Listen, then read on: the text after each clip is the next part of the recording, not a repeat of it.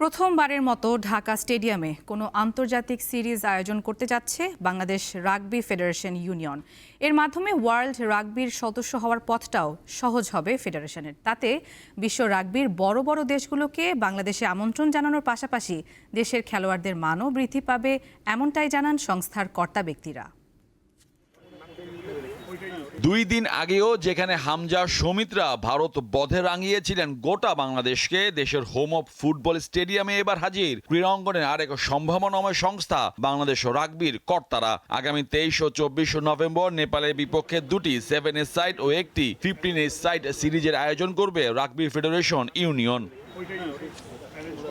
SA গেমসের প্রস্তুতির অংশ হিসাবে গেল 15 ও 16 সেপ্টেম্বর নেপালে মাটিতে হওয়ার কথা ছিল সিরিজটি, কিন্তু তখন দেশটিতে চলমান অস্থিরতাকে গুরুত্ব দিয়ে সফর স্থগিত করেন ফেডারেশন কর্তারা। এটা আমাদের দুইবার অ্যাটেম্প নিয়ে আমরা আসলে হয়নি। একবার আমাদের দেশের পরিস্থিতির জন্য, আরটা হচ্ছে আপনার ওদের দেশের পরিস্থিতির জন্য।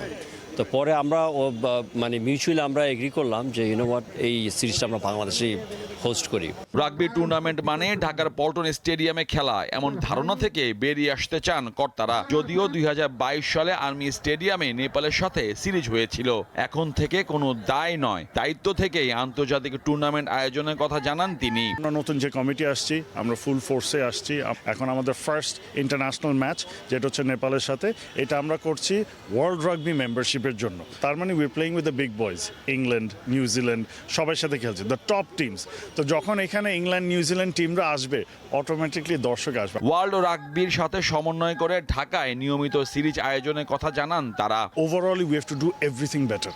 আগের যে কোয়ালিটি ছিল ওটা থেকে আমরা যখন এখানে কোয়ালিটি একটা ইভেন্ট হবে, মানুষ অটোমেটিকলি আগ্রহ নিয়ে আসবে। সব ইন্টারন্যাশনাল ইভেন্টগুলি রাগবি রিলেটেড সব আমরা ঢাকা স্টেডিয়ামে করার চিন্তা ভাবনা আমাদের আছে। আমরা আপগ্রেডের দিকে সবসময় যাব এবং আমি আশা করতেছি আমরা যে উদ্যোগে আমরা বের হয়েছি যে বাংলাদেশ রাগবিটা বাংলাদেশে থার্ড মোস্ট পপুলার স্পোর্টস হবে।